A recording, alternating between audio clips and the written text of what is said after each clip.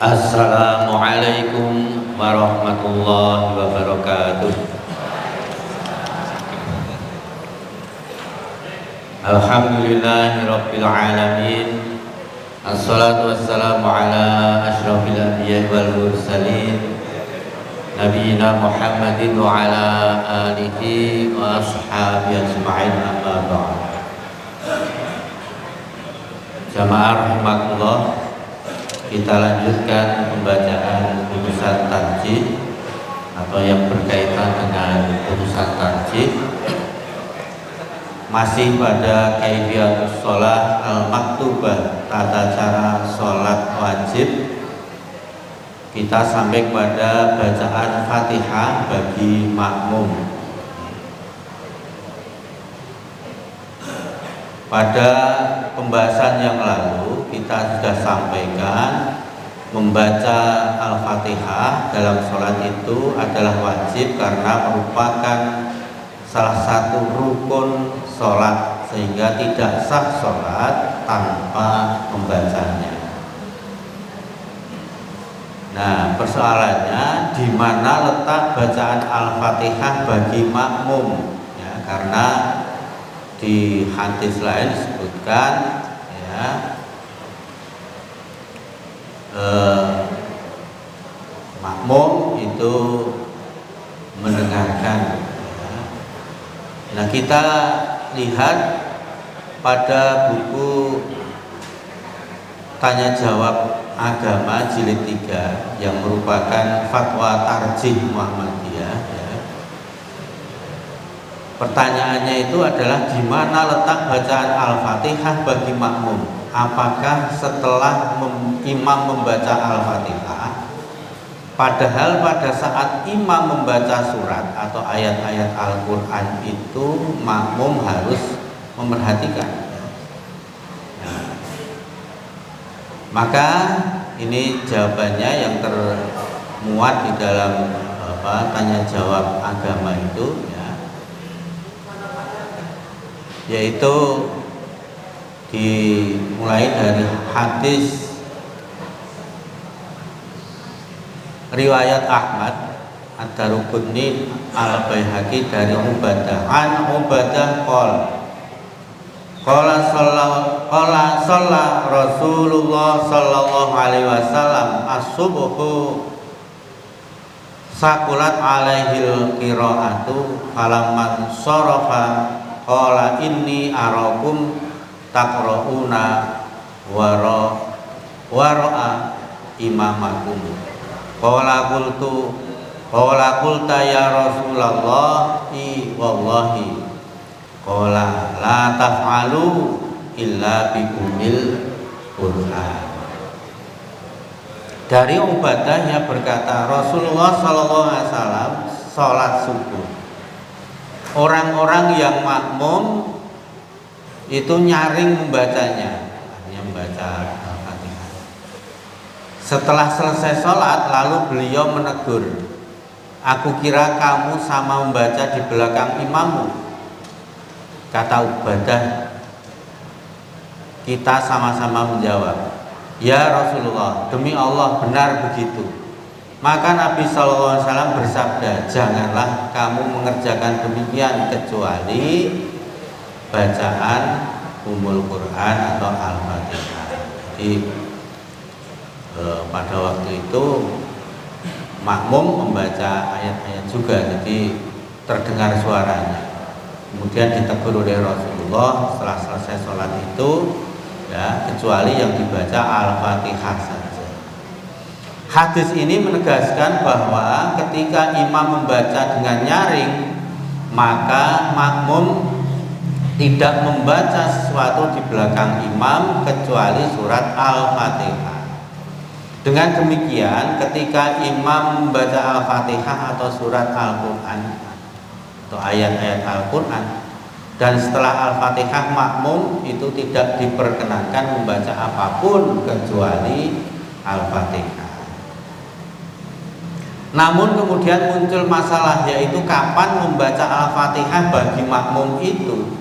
Apakah pada saat imam membaca Al-Fatihah ataukah setelah imam selesai membaca Al-Fatihah, yakni pada saat imam membaca ayat-ayat Al-Quran atau surat-surat pendek atau surat-surat dalam Al-Quran.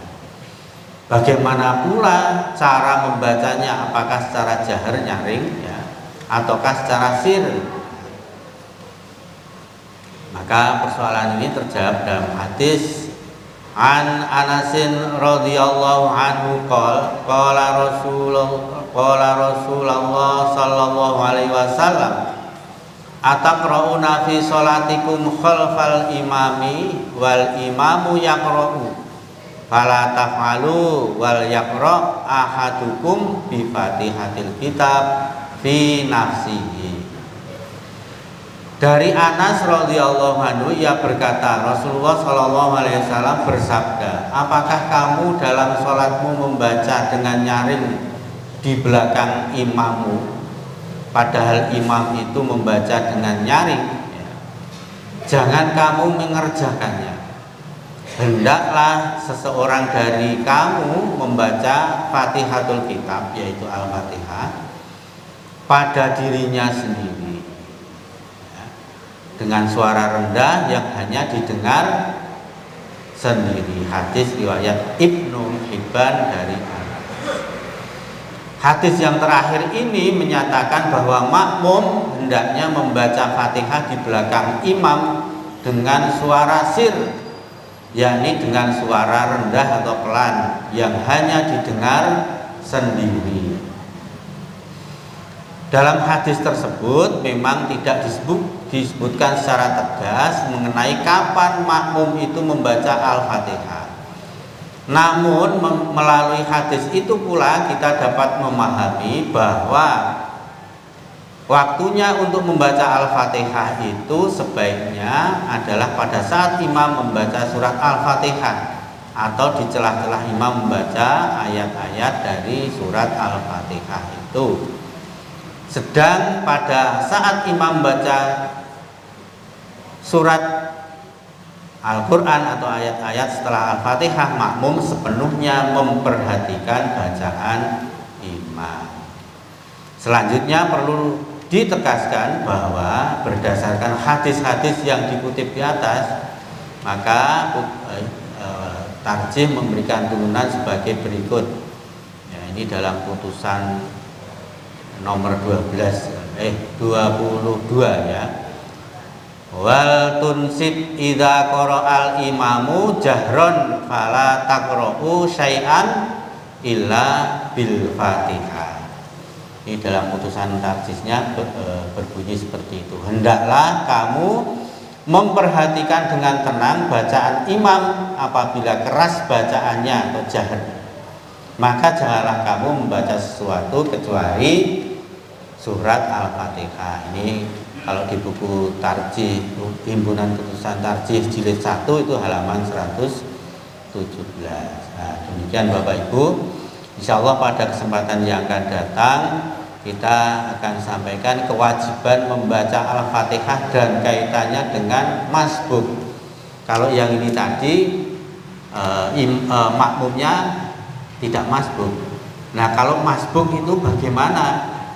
Ya, karena kalau masbuk berarti makmum itu kan tidak sampai membaca Al-Fatihah gitu.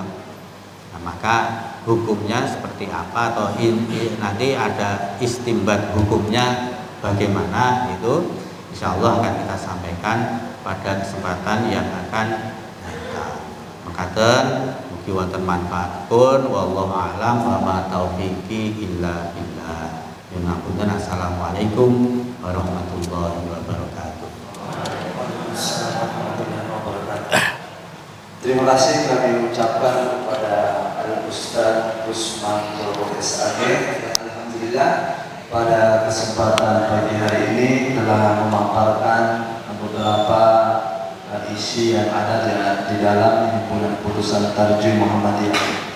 Kemudian tibalah saatnya Bapak Ibu sekalian kita memasuki pengajian inti yang alhamdulillah pada kesempatan pagi hari ini kita kedatangan Ustadz dari jauh boleh kita katakan, yang mana pada kesempatan ini ada dua Ustadz yang akan menyampaikan kajiannya kepada kita semua.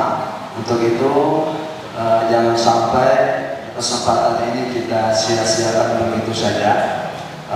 Bapak Ibu sekalian, pengajian pada Sabtu pagi hari ini itu tema kajian besarnya adalah fitnah akhir zaman, yang mana ada dua ustadz yang akan mengisi. Salah satunya adalah ada Ustadz Andri Kurniawan MAG. Beliau selaku Ketua Dewan Dakwah Islamiyah Indonesia Malang. Kemudian ada Ustadz satunya lagi yaitu Ustadz Khairuddin MPD. Beliau adalah salah satu mudir pondok pesantren Darul Arqam. Tanpa berpanjang-panjang dari saya kepada kedua Ustadz, baik Ustadz Andri Kurniawan MAG dan Ustadz Khairuddin MPD, waktu dan kesempatannya kami persilakan. Bismillah. Assalamualaikum warahmatullahi wabarakatuh. Waalaikumsalam. Innal hamdalillah hamdan syakirin hamdan na'imin hamdan ni'aman wa yukafi mazidah. Asyhadu an la ilaha illallah wahdahu la syarika lah wa asyhadu anna Muhammadan la nabiyya wa la rasulahu ba'dah. Qala Allah Ta'ala fi kitabil karim, a'udzu billahi minasyaitonir rajim. Bismillahirrahmanirrahim. Ya ayyuhalladzina amanu taqullaha haqqa tuqatih wa la tamutunna illa wa antum muslimun. Allahumma la sahla illa ma ja'altahu sahla wa anta taj'alul hazna idza syi'ta sahla. Alhamdulillah. Pripun kabare Bapak Ibu?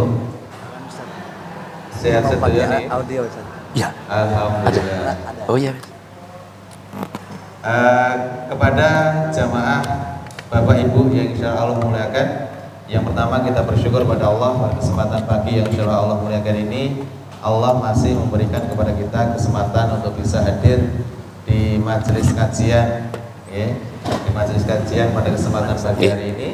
Yang kedua, salam dan sholawat kita aturkan kepada junjungan kita Nabi besar Muhammad Shallallahu Alaihi Wasallam. Kemudian Bapak Ibu sekalian yang insyaallah Allah muliakan, kami di sini bersama teman-teman, bersama beliau Ustadz Andri Kurniawan MAG, yang kami dari Lembaga Kemanusiaan ACA Amal Cinta Al-Aqsa yang berkantor di Surakarta.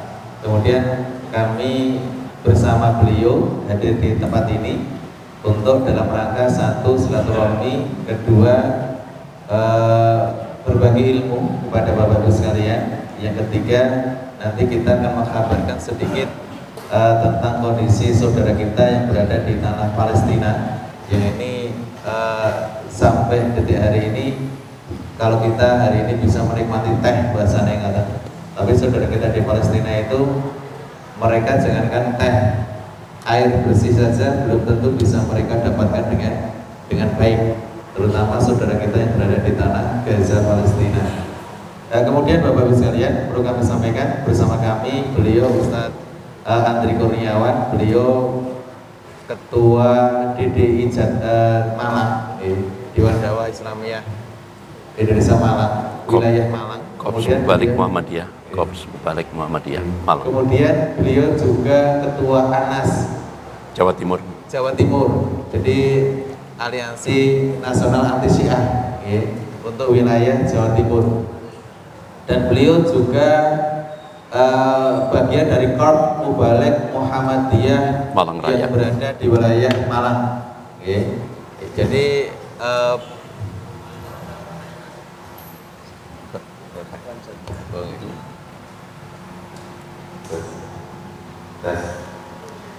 kita lanjutkan. Oh, ini cermin Bu. Saya ulangi sekilas saja. Yang pertama, beliau Ketua DDI wilayah Malang, dan juga kedua Ketua ANAS wilayah Jawa Timur, Aliansi Nasional Anti Syiah. Karena Syiah ini mulai menggerogoti akidah umat. Mungkin kitanya masih Muslim, tapi akidah kita itu dijauhkan. Dan ini kadang biasanya justru di wilayah-wilayah akademisi, di wilayah-wilayah kampus sering terjadi pengerusakan akidah terhadap umat ini. Ya. Yang ketiga, beliau juga Mubalek Muhammadiyah yang berada di wilayah Malang. Jadi kalau secara otomatis pagi ini ya sisi kajian 2 reuni, sesama mungkin aktivis dari Muhammadiyah itu. Kemudian beliau juga punya ma'had pondok pesantren yang berada di wilayah Malang, Berikotun Najiyah namanya ma'hadnya. Nah, ini bisa menjadi referensi ma'had bagi Bapak Ibu sekalian kalau nanti suatu saat menyekolahkan putranya ke ma'had. Kalau kami sendiri, kami dari Sukoharjo itu juga diamanai ngelola pondok pesantren, itu pun juga miliknya Muhammadiyah. Jadi secara otomatis hari ini rata-rata warga Muhammadiyah. Mudah-mudahan dengan silaturahmi pada kesempatan pagi hari ini dan dengan ilmu yang beliau sampaikan nanti bisa memberikan manfaat kepada kita semuanya. Terlebih hari ini adalah kita hidup di akhir zaman. Di akhir zaman itu secara otomatis kita, Rasulullah itu sendiri adalah tanda akhir zaman. Bahkan dalam sebuah hadis dinyatakan terbelahnya bulan di zaman Rasulullah itu pun juga bagian dari fitnah akhir zaman yang sudah terjadi. Banyaknya gempa, banyaknya air bah, al-mau ila fawqil ard, adanya air yang sampai air bah masuk ke dataran seperti tsunami dan sebagainya, itu ternyata juga bagian dari tanda akhir zaman. Terlebih adanya mulkan jabarin, adanya para raja yang bengis, kejam dan sebagainya, yang hari ini mungkin kita merasakan di dunia.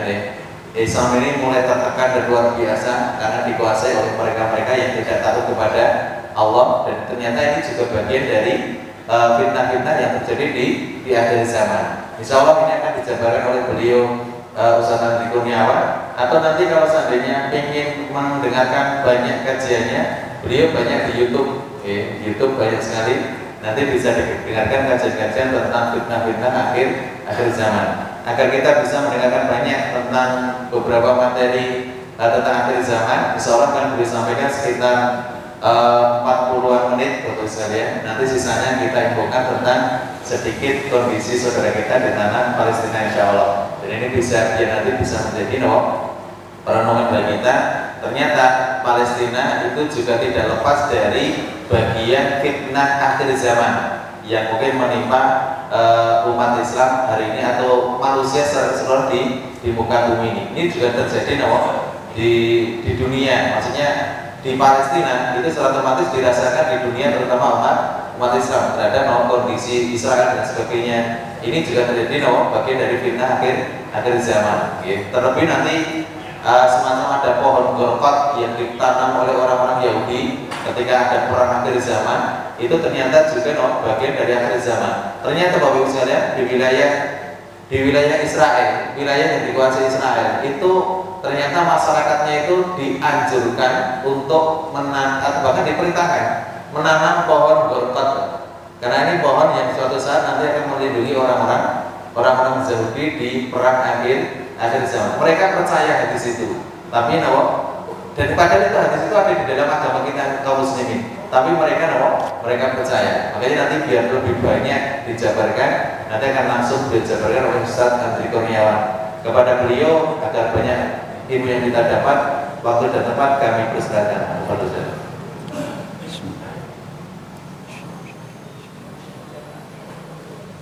Assalamualaikum warahmatullahi wabarakatuh.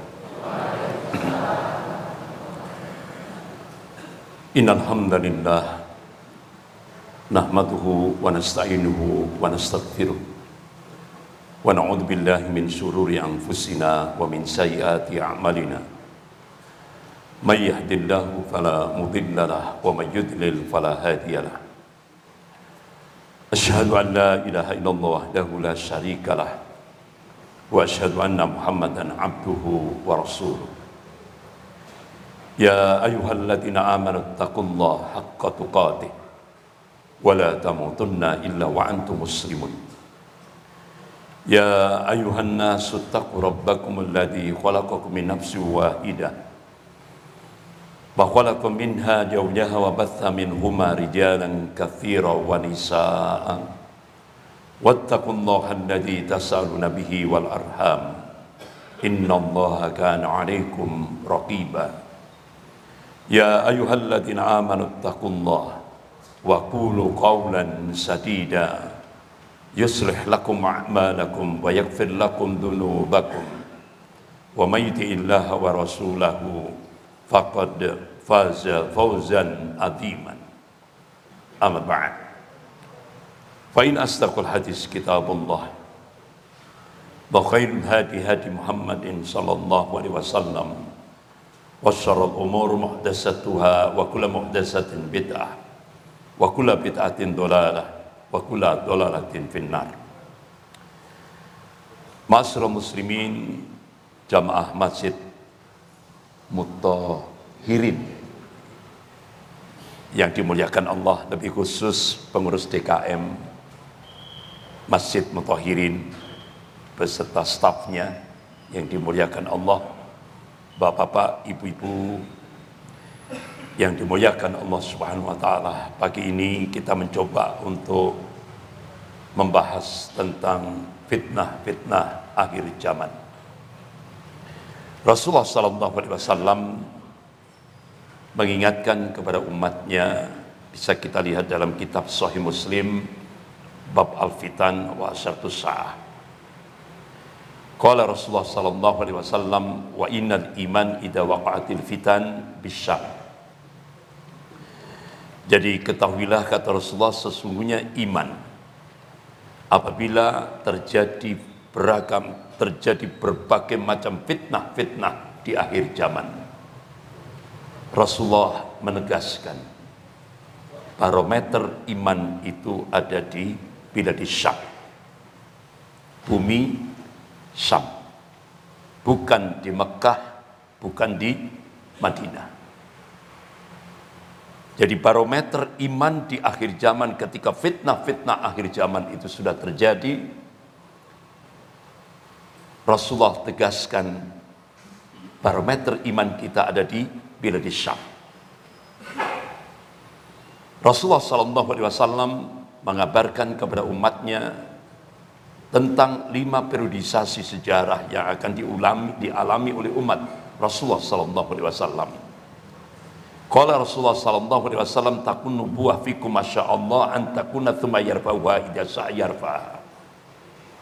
Akan datang kepada kalian masa kenabian, nubuwah,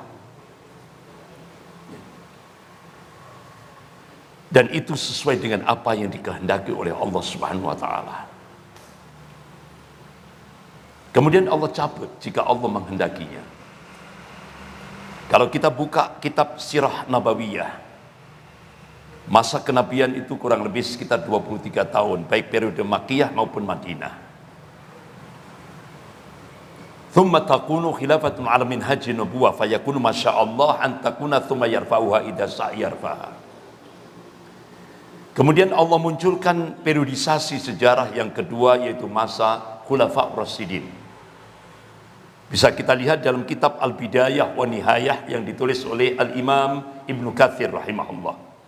Bahkan pakar sejarah dunia Islam, yaitu Syekh Profesor Dr. Ali Muhammad As-Salabi. Kurang lebih 30 tahun. Mulai dari masa Khalifah Abu Bakar As-Siddiq radhiyallahu an, dilanjutkan Khalifah Umar bin Khattab radhiyallahu an, dilanjutkan Khalifah Utsman bin Affan radhiyallahu an, dilanjutkan Khalifah Ali bin Abi Thalib radhiyallahu an. Kurang lebih sekitar 30 tahun. Dan itu sesuai dengan apa yang dikehendaki oleh Allah Subhanahu wa taala. Kemudian Allah angkat jika Allah menghendakinya. Thumma takunu mulkan adun fayakunu masyaallah an takuna thumma yarfa'uha idza sa'yarfa'ha. Kemudian Allah munculkan periodisasi sejarah yang ketiga, yaitu mulkan adun, raja-raja yang menggigit. Syekh Profesor Dr. Ali Muhammad As-Salabi, beliau pakar sejarah dunia Islam. Dia tulis mulai dari Daulah Muawiyah, dilanjutkan Daulah Abbasiyah, yang puncak Al-Hadra Islamiyah itu ada di Baghdad, Irak. Kemudian dilanjutkan Daulah Utsmaniyah, yang puncak Al-Hadra Islamiyah ada di Andalusia. di mana kaum muslimin membangun hampir 800 tahun Al-Hadrah Islamiyah, peradaban Islam ini. Bahkan Masya Allah jadi barometer seluruh dunia. Bahkan saat itu Eropa miskin, gelap, dan terbelakang. Kurang lebih tahun 1600-an dunia Islam benar-benar menjadi barometer. Bahkan sains dan teknologi itu benar-benar jadi dunia Islam, Andalusia jadi barometer. Tapi apa yang diingatkan oleh Allah Subhanahu wa taala tentang masa kejayaan dan kehancuran? Dalam waktu 8 tahun mayoritas umat Islam di Andalusia, hampir 800 tahun peradaban Islam dibangun, itu bisa dihancurkan dalam hitungan 8 tahun oleh golongan kafir.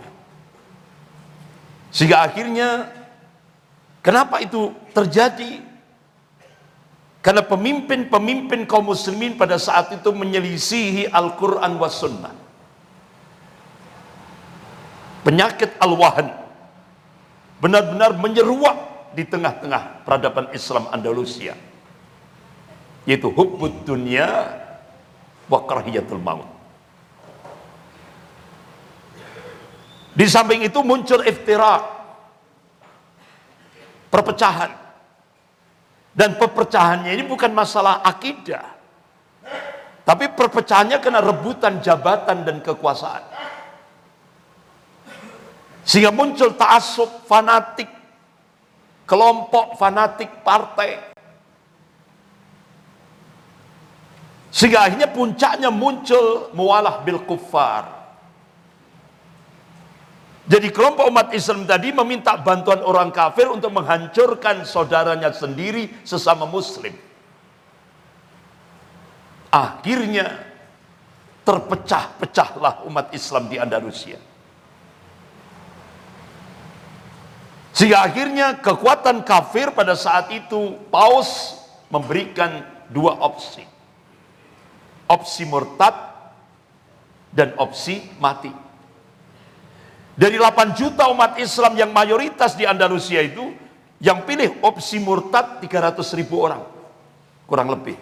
Yang pilih opsi mati kurang lebih 7.700.000 orang. Sehingga mayoritas umat Islam 7.700.000 orang itu tadi berbondong-bondong ke guelitin. Guelitin itu alat pemenggal kepala. Dalam waktu 8 tahun habis, ribuan masjid dihancurkan. Yang disisakan cuma 3, yaitu di Seville, Granada, dan Cordova. Bahkan 300.000 yang murtad, ternyata setelah diintai, ternyata masih sholat di rumahnya masing-masing. Sehingga akhirnya diusir dari Andalusia. Dan sampai hari ini cucu-cucu cicit-cicitnya ada di kawasan Tunisia dan Maroko, yang kemarin menang sepak bola dunia juara 4 gitu. Nah, itu. Habis, tidak tersisa. Satu pun tidak ada di Andalusia. Padahal dulu umat Islam mayoritas. Andalusia itu mayoritas seperti di Indonesia. Luar biasa. Oleh karena itu Kiai Haji Ahmad Dahlan, Allahumma yarham, pendiri Perserikatan Muhammadiyah, mengingatkan, manakala umat Islam di Indonesia ini buta politik, maka apa yang terjadi di Andalusia bisa terjadi di Indonesia. Itu. Makanya umat Islam wajib melek politik. Jangan sampai buta politik. Ini. Apa yang diingatkan oleh Kiai Haji Ahmad Dahlan, Allahumma yarham, benar-benar cambuk bagi kita semuanya. Karena apa? Ternyata setelah Andalusia dikuasai yang sekarang berubah jadi Spanyol, ya. Ternyata mereka ekspansi. Spanyol ekspansi ke Filipina. Filipina itu mayoritas Muslim seperti Indonesia. Ibu kota negaranya itu diberi nama oleh Ibnu Battuta rahimahullah. Nama ibu kota negara Filipina itu Manila. Yang kalau kita lagi safar itu biasanya didoakan fi amanillah. Nah, itu. Semoga dalam perlindungan Allah Subhanahu wa taala.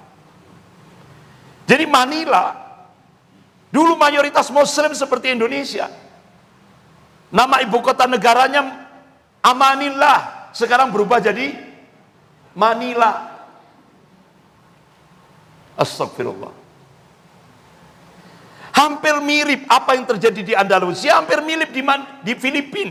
Bahkan presiden Filipina yang sekarang Duterte itu pidato, nenek moyang kami Muslim, jujur beliau.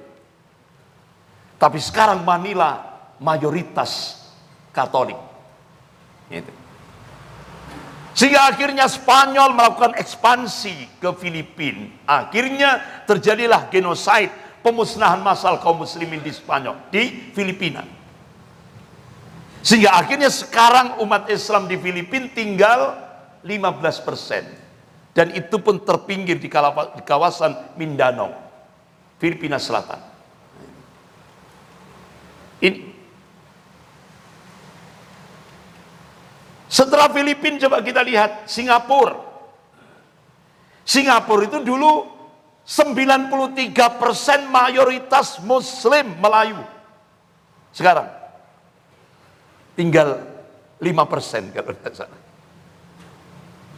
Kenapa? Kejadiannya sama. Kejadiannya sama. Apa yang terjadi di Andalusia, apa yang terjadi di Filipina, Singapura sama. Apalagi umat Islam Melayu Singapura lebih terhipnotis oleh casingnya. Casing, tampilan. Sehingga akhirnya paham. Akhirnya Lee Kuan Yew langsung merubah performanya. Apa? Beliau pakai baju takwa. Pakai kopiah hitam. Akhirnya umat Islam Melayu, Singapura Melayu terhipnotis. Wow, ini calon pemimpinku. Seperti umat Islam di Jakarta. Ketika Ahok pakai baju takwa, pakai sorban hijau, pakai kopiah hitam. Ini calon pemimpinku. Padahal 19 ayat dalam Al-Quran Allah Subhanahu wa ta'ala mengharamkan memilih pemimpin kafir. Inilah sudah terjadi. Sehingga akhirnya umat Islam di Singapura dari 93% sekarang tinggal 5%. Ini ibrah pelajaran yang bisa kita ambil.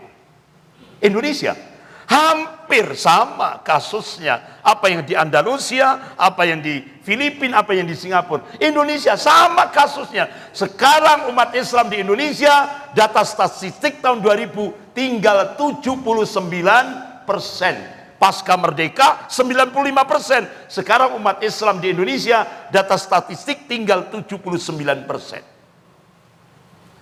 Dan ini disampaikan oleh Profesor Din Samsudin, mantan pimpinan pusat Muhammadiyah. Beliau sebagai waktu itu menyampaikan saat beliau jadi Ketua Majelis Ulama Indonesia Pusat. Ini cambuk bagi kita.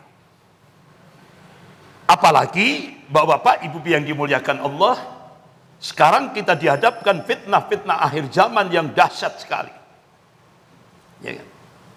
Ketika Rasulullah duduk bersama sahabatnya Abdullah bin Umar radhiyallahu an, kalian akan menyaksikan fitnatul ahlas. Ya Rasulullah, apa fitnatul ahlas? Qala hiya harbun wa harbun. Nanti kalian akan menyaksikan peperangan-peperangan dan pelarian atau pengungsian. Sudah terjadi. Sudah kita saksikan bersama. Di Timur Tengah, bahkan sampai hari ini terjadi peperangan yang besar antara Romawi Barat dan Romawi Timur. Romawi Barat diwakili oleh Ukraina dan Romawi Timur diwakili oleh Rusia. Tinggal tunggu nanti. Siapa pemenangnya? Nah, itu. Makanya ulama-ulama ahlus suhur minta kepada umat Islam seluruh dunia untuk tidak ikut.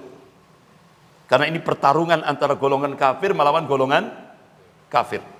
Sama-sama kafirnya ini. Ya kan? Ukraina dan Rusia. Ya. Bapak-bapak, ibu-ibu yang dimuliakan Allah. Setelah itu kalian akan menyaksikan fitnatus sarra.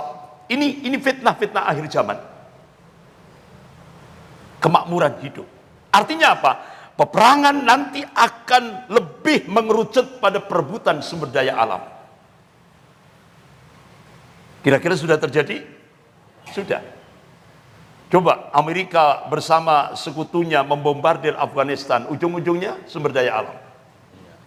Amerika membombardir Irak, tujuannya minyak. Ya. Bahkan dua negara adidaya yang sekarang, Amerika dan Cina, masuk ke Indonesia, tujuannya sumber daya alam, tapi tanpa peperangan. Kalau dulu bahasanya privatisasi, kalau sekarang bahasanya investasi. Ini alat penjajahan gaya baru, Bapak-bapak, Ibu yang dimuliakan Allah. Jadi tanpa peperangan militer, kalau bahasa intelijennya yaitu perang asimetris, perang nir militer, non militer. Tapi daya rusaknya lebih dahsyat daripada perang militer. Dan itu sudah terjadi di Indonesia. Lewat bahasa yang elegan. Kalau dulu privatisasi, kalau sekarang investasi. Nah, itu. Ini penjajahan tanpa perang militer. Coba Freeport. Freeport itu sejak zaman Presiden Soeharto per hari, ya kan sudah dikuasai Amerika. Negara adidaya. Per hari menghasilkan 450 kg emas murni batangan. Itu semua diboyong ke Amerika. Ya kan? Sampai sekarang luar biasa itu. Bahkan ternyata di bawah tambang emas Freeport itu ada yang lebih berharga lagi. Apa? Uranium. Luar biasa. Makanya Amerika minta memperpanjang investasi.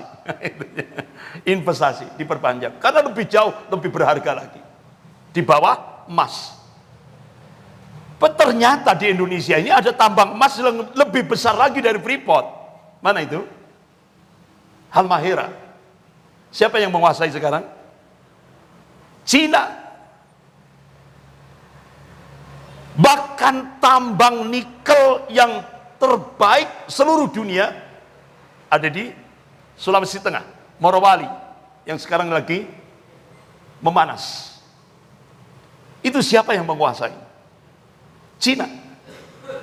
Dengan strategi investasi. 90% hasil tambang nikel milik Indonesia itu 90% dikuasai oleh Cina. Indonesia hanya dapat 10%. Inilah peperangan asimetris. Bahkan kota kecil Bojonegoro ada apa itu? Minyak, blok cepu. Siapa yang menguasai? ExxonMobil, Amerika. Newmont, NTB, dulu Amerika, sekarang Cina. Jadi semua sumber daya alam, ini perebutan sumber daya alam. Peperangan untuk memperebutkan sumber daya alam. Apa yang dikabarkan oleh Rasulullah sudah terjadi. Oleh karena itu Allah tegaskan dalam surah An-Najm ayat 3 sampai 4 ini. A'udzubillahi minasyaitonir rajim. Wa may yantiqu 'anil hawa in huwa illa wahyun yuha. Apa yang disampaikan oleh Rasulnya itu bukan ahwa, bukan hawa nafsu. Apa yang disampaikan oleh Rasulullah itu wahyu yang diwahyukan oleh Allah kepada Rasulnya. Pasti terjadi. Kemudian yang ketiga, kata Rasulullah, kalian akan menyaksikan fitnatud duhaimah. Kata ad-duhaimah itu bentuk tasghirnya itu dahma. Ini bahasa kinayah, hitam, gelap. Apa wujud konkretnya? Rasulullah mengabarkan qala Rasulullah sallallahu alaihi wasallam yusbihu rajulun mu'minan wa yumsi kafiran atau yumsi mu'minan wa yusbihu kafiran yabi'u dinahu bi arati minad dunya. Ini hadis sahih rawahu Muslim. Jadi kalau fitnatul duhaimah itu terjadi, umat Rasulullah ini kondisinya pagi beriman, sore sudah jadi kafir. Atau sore beriman, paginya sudah jadi kafir. Woi, kenapa? Kata Rasulullah, qala ya bi'udinahu bi'arati minad dunya. Dia jual agamanya dengan harga dunia. Kira-kira di Indonesia sudah terjadi apa belum? Sudah. Bahkan kata Rasulullah, kalau sudah fitnatul duhaimah ini sudah terjadi, inilah yang disampaikan oleh Presiden dan Kepala BIN Bapak Jenderal Budi Gunawan. Tahun 2023-2024 Indonesia akan terjadi kegelapan. Ini yang disampaikan oleh Presiden dan Kepala BIN, Kepala Badan Intelijen Negara, Bapak Jenderal Budi Gunawan. 2023-2024 Indonesia akan muncul kegelapan. Apa kegelapan? Kegelapan ini nopo peteng dedet ngoten niku. Mboten. Itu bahasa kinayah, kiasan. Artinya apa? Inilah yang disampaikan oleh Rasulullah, yang dikabarkan oleh Rasulullah, akan terjadi fitnah kegelapan. Apa? Kalau itulah yang disebut dengan fitnatul duhaimah.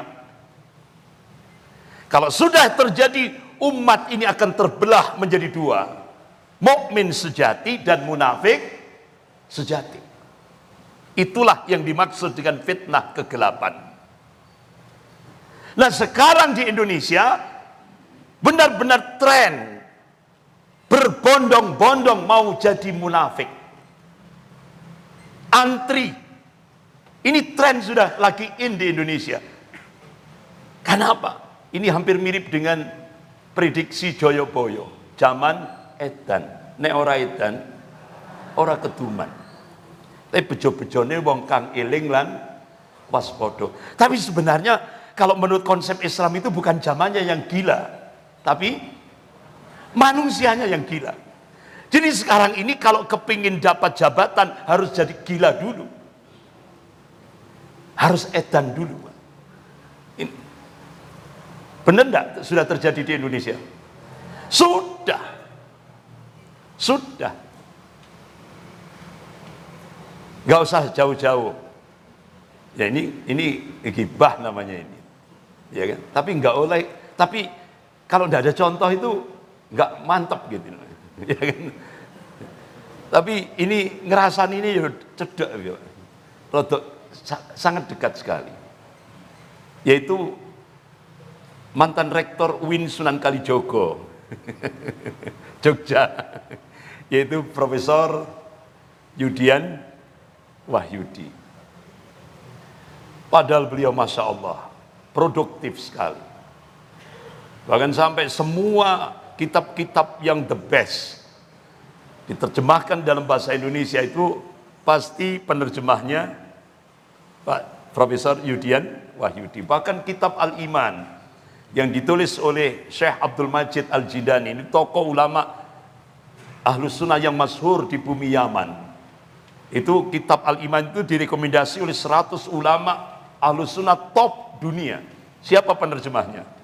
Profesor Yudian Wahyudi. Masya Allah luar biasa.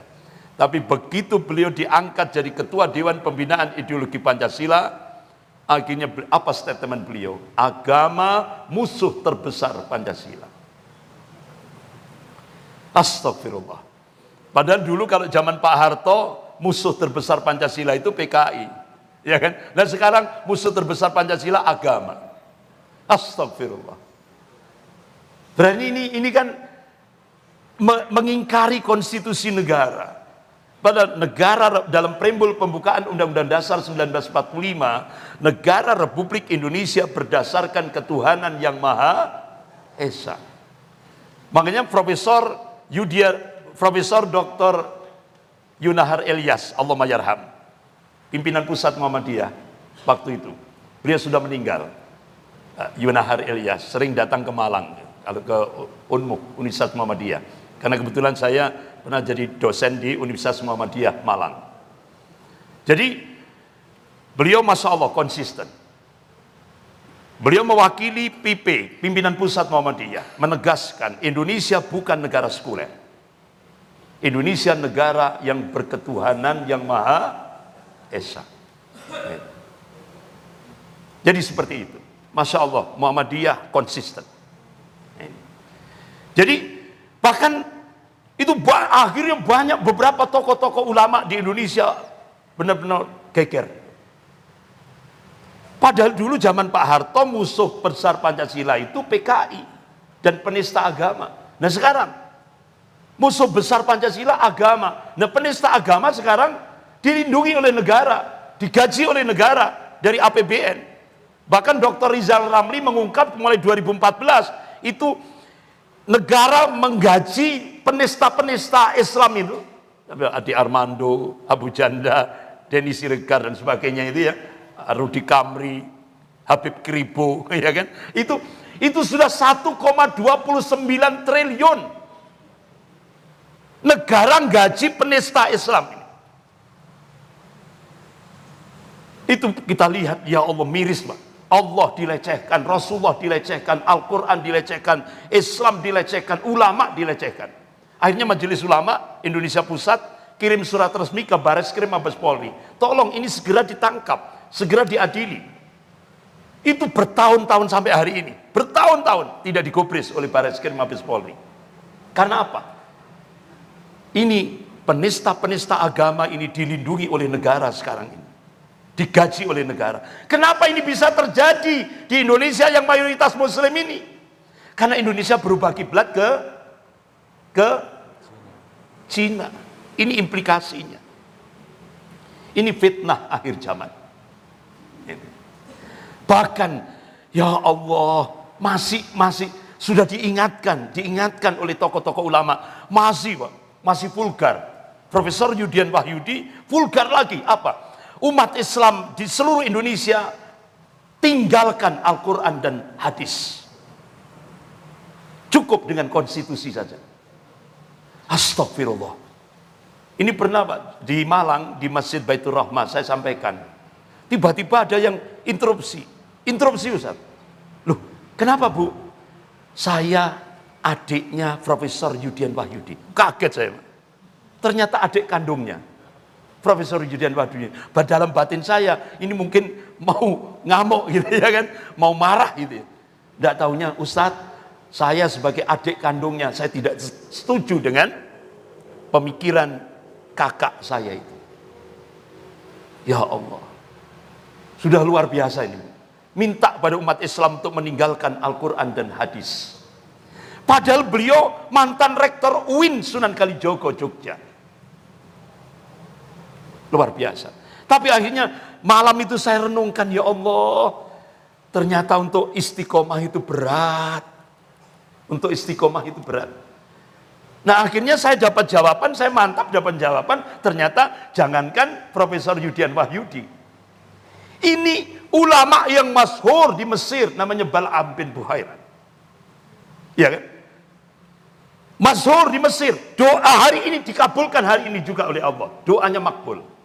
Tapi ternyata begitu diiming-iming oleh Fir'aun, min amplopi bin fulus, jabatan, kedudukan, pangkat dan sebagainya, akhirnya Bal'am lebih condong kepada Fir'aun. Akhirnya saat itu juga doanya tidak makbul lagi. Beliau justru memusuhi Nabiullah Musa alaihissalam. Akhirnya Allah matikan Bal'am dalam keadaan kafir. Padahal beliau ulama yang masyhur. Jadi ternyata dari situ kita bisa merenung, ya Allah, ternyata untuk istiqomah itu berat. Untuk istiqomah itu berat. Ya kan? Coba Profesor Yudian Wahyudi, pakar tafsir, pakar hadis, ya kan? Ilmu dinnya luar biasa, guru besar. Naudzubillah min dzalik. Oleh karena itu, Bapak-bapak, ibu-ibu yang dimuliakan Allah, di saat-saat fitnah akhir zaman seperti sekarang ini, apa tadi zaman edan, ne ora edan ora keduman.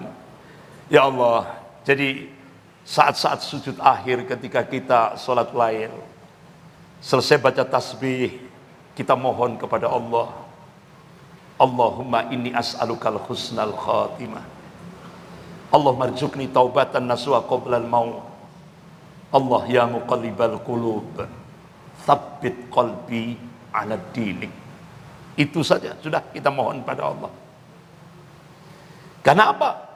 Untuk istiqomah itu berat. Kita terus mohon kepada Allah karena istiqomah itu anugerah Allah, bukan dari kita. Bapak-bapak, ibu-ibu yang dimuliakan Allah, itulah yang terjadi di Indonesia. Kembali lagi kepada bilad Syam. Itu tadi fitnah-fitnah akhir zaman. Jadi Rasulullah menegaskan kalau sudah fitnah-fitnah akhir zaman sudah meluas, seperti tadi yang sudah saya sampaikan, barometer iman di akhir zaman, Rasulullah menegaskan di bilad Syam, bumi Syam, bukan di Mekah, bukan di Madinah. Makanya kadang-kadang orang langsung, loh kenapa ini Saudi kok berubah? Ya kan? Kenapa Saudi kok berubah? Sekarang banyak orang yang lepas jilbab, ya kan? Lepas jilbab. Kenapa? Di Saudi kok semakin liberal. Nah ini. Makanya pertanyaan-pertanyaan seperti itu, why, kenapa? Rasulullah menegaskan, barometer iman di akhir zaman, Allah tegaskan di biladis Syam. Nah pertanyaannya, Syam yang mana? Nah itu, ya kan? Syam yang mana? Pasca perjanjian Sykes-Picot, Inggris dan Prancis bagi-bagi daerah jajahan. Inggris menjajah Yordan, Palestina, sementara Prancis menjajah Suriah dan Lebanon. Masya Allah, ternyata bapak-bapak, ibu yang dimuliakan Allah, saya mencoba untuk masuk ke bilad Syam, ingin membuktikan apa yang dikabarkan oleh Rasulullah ini hak, Pak. Benar. Ini saya melihat langsung di lapangan.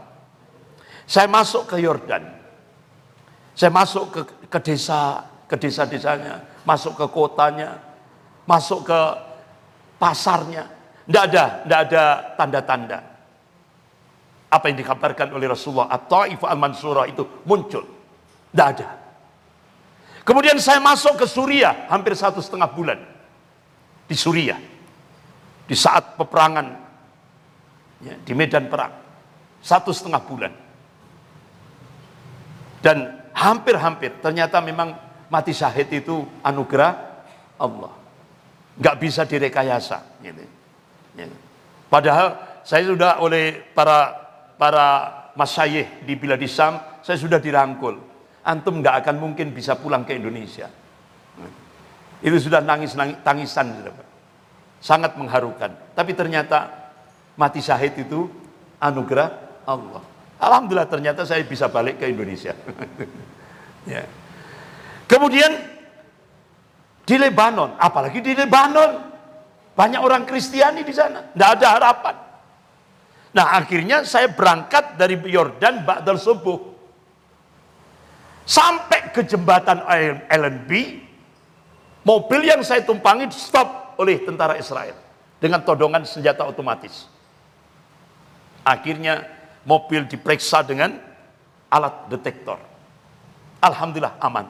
Habis itu tas yang saya bawa digeledah dengan todongan senjata. Habis itu saya masuk 5 checkpoint itu lama sekali, berjam-jam. Padahal kalau kita lihat Google Map, antara Yordan dan Yerusalem itu dekat sekali. Saya berangkat ba'dal subuh, nyampe di Yerusalem itu sudah menjelang asar. Dari ujung rambut sampai ujung kaki saya diperiksa dengan ketatnya. Ini perlakuan tentara Israel terhadap umat Islam. Kita diperlakukan seperti tamu di rumah kita sendiri. Tapi Masya Allah, begitu saya masuk Palestina, Allahu Akbar. Apa yang dikabarkan oleh Rasulullah dalam kitab Sahih Muslim bab Al-Fitan wa As-Salah tentang At-Taif Al-Mansurah, Masya Allah, ternyata ada di Palestina.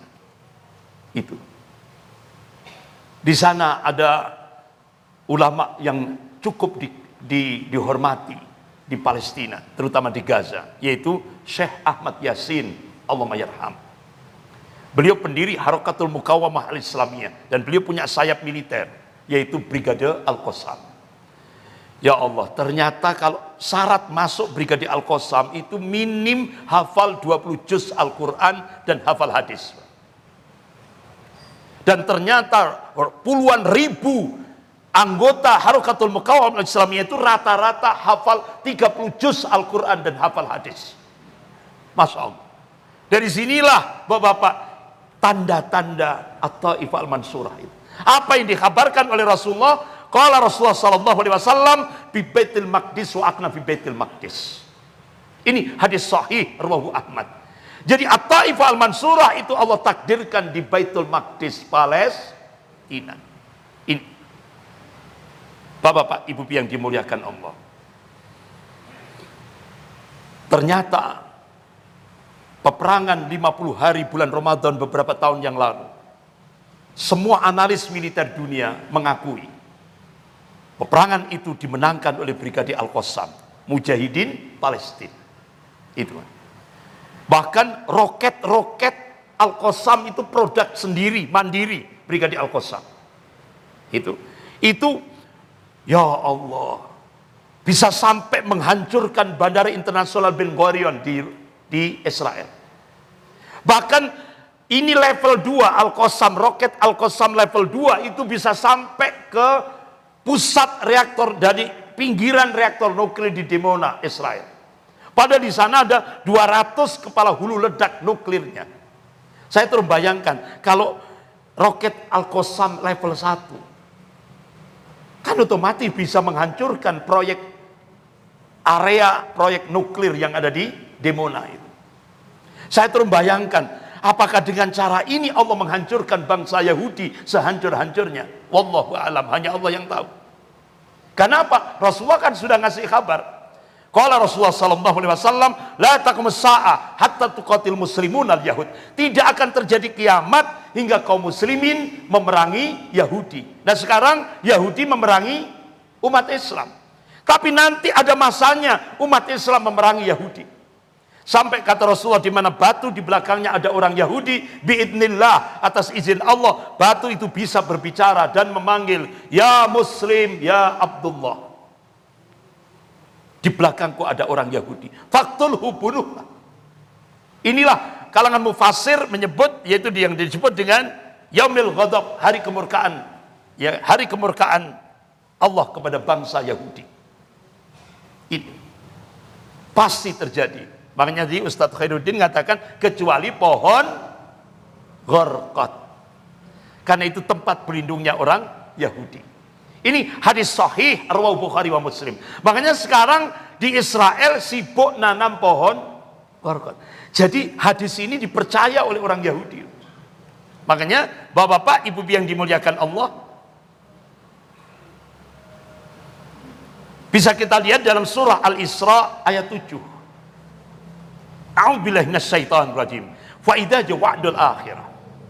Apabila datang hukuman Allah yang terakhir bagi bangsa Yahudi, kalangan mufassir menyebutkan saat itulah Allah akan munculkan At-Taifah Al-Mansurah. Di mana? Tadi kan sudah dikabarkan oleh Rasulullah, di Baitul Maqdis, di Biladis Syam. Nah, liyasu'u wujuhakum, kata Allah, sehingga membuat muram wajah-wajah Yahudi. Apa bahasa psikologisnya itu? Shock, ketakutan. Waliyadkhulul masjid, artinya At-Taifah Al-Mansurah akan kembali menguasai Masjidil Aqsa kama dakhaluhu awwal marrah. Mereka memasukinya seperti kala pertama dia memasukinya. Waliyutabbiru ma'alu tadbira. At-Taifah Al-Mansurah ini akan menghancurkan semua yang dikuasainya dengan keras. Itulah kalangan mufassir menyebut Yaumil Ghadab, hari kemurkaan Allah pada bangsa Yahudi. Jadi nanti bangsa Yahudi akan dihancurkan oleh Allah sehancur-hancurnya. Tunggu tanggal main. Ada masanya nanti. The end of empire, Zionism empire. Jadi ada masanya tamatnya Imperium Zionis Yahudi Internasional akan tamat. Tinggal tunggu tanggal mainnya. Karena Allah kabarkan langsung dalam surah Al-Isra ayat 7 ini. Ini tinggal tunggu tanggal mainnya. Oleh karena itu, Bapak-bapak, Ibu-ibu yang dimuliakan Allah, sebagai penutup, bagaimana masa depan Palestina? Ini Allah kabarkan dan Rasulullah kabarkan dalam ayat-ayat Al-Quran dan hadis-hadis yang sahih. Saya ringkas jadi 4 poin tentang masa depan Palestina. Kalau kita ngomong masa depan, itu tidak boleh ngeramal. Kalau ngeramal itu syirik. Ya kan? Jadi nggak boleh ngeramal. Masa depan kembalikan pada Al-Quran dan hadis. Gitu. Nah, ini Allah kabarkan, Rasulullah kabarkan. 4 poin Allah dan Rasulnya mengabarkan. Jadi disimpulkan permasalahan Palestina dengan Yahudi bukan permasalahan tanah atau batas politik semata. Kalau sudah muncul isu Palestina, itu adalah masalah akidah dan din agama. Bukan masalah politik, bukan masalah tanah. Ini yang ditegaskan oleh Allah dan Rasulnya. Yang poin yang kedua, peperangan di Palestina kelak akan menjadi peperangan Islami. Jadi ladang jihad internasional Allah takdirkan di Palestina. Dan bangsa Yahudi sedang membangun kuburan mereka sendiri. Yang ketiga, masalah Palestina tidak akan dapat diselesaikan dengan perdamaian. Karena apa? Allah telah menetapkan dengan apa? Jihad wal qital. Ini saja ketetapan Allah dan Rasulnya. Ya kan? Makanya Rasulullah memacu kita. Qala Rasulullah sallallahu alaihi wasallam, "Man jahada ghazian fi sabilillah faqad ghaza." Barang siapa membantu orang yang berjihad di jalan Allah, maka dia terhitung ikut berjihad di jalan Allah. Jadi kalau kita yang ada di Jogja ini, ya Allah, demi Allah, untukmu ya Allah, saya infakkan hartaku yang terakhir ini ya Allah, untuk saudara-saudara kami yang di Palestina. Itu kata Rasulullah nilainya sama dengan orang yang berjuang di Palestina. Itu nilainya sama. Kita di Indonesia dengan di Palestina. Terakhir, yang keempat, siapa yang menguasai dan membebaskan Palestina dan bumi Islam lainnya, Allah dan Rasulnya menegaskan Allah akan munculkan At-Taifah Al-Mansurah. Di mana Allah munculkan? Bila di Syam, seperti tadi yang sudah kita bahas. Di mana bila di Syam? Di Palestina. Mudah-mudahan Bapak-bapak, Ibu-ibu yang dimuliakan Allah, apa yang kita bahas ini, bahkan Rasulullah SAW benar-benar memberikan perhatian tentang bila di Syam ini. Bahkan Rasulullah berdoa secara khusus dalam hadis riwayat Imam Bukhari, Allahumma barik lana fis Syamina. Ya Allah, berilah keberkahan negeri Syam kami. Itu doa khusus Rasulullah. Ya. Bahkan Rasulullah mengabarkan nanti Bapak-bapak, Ibu-ibu yang dimuliakan Allah, bahkan ada beberapa hadis-hadis yang sahih, kurang lebih sekitar 11, ya kan, tentang fadilah, keutamaan negeri Syam. Rasulullah kabarkan itu. Oleh karena itu, ayo, apa kontribusi kita terhadap negeri Syam, terutama Palestina? Ini kesempatan emas bagi kita. Jadi nanti, kalau nanti di yaumil akhir kita ditanya bagaimana kontribusimu terhadap bilad Syam yang ditakdirkan oleh Allah menjadi bumi Islam akhir zaman, ya Allah, saya telah berbuat. Nah itu, makanya ini kesempatan emas bagi kita. Bahkan pemerintah Republik Indonesia benar-benar all out, ya kan?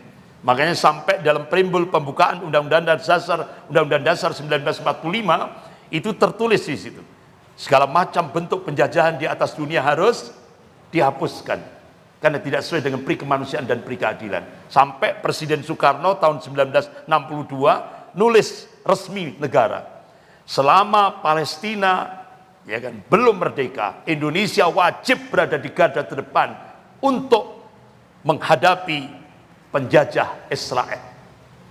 Oleh karena itu sekarang sampai hari ini Duta Besar PBB dari Indonesia, Duta Besar Indonesia untuk PBB, all out, Pak.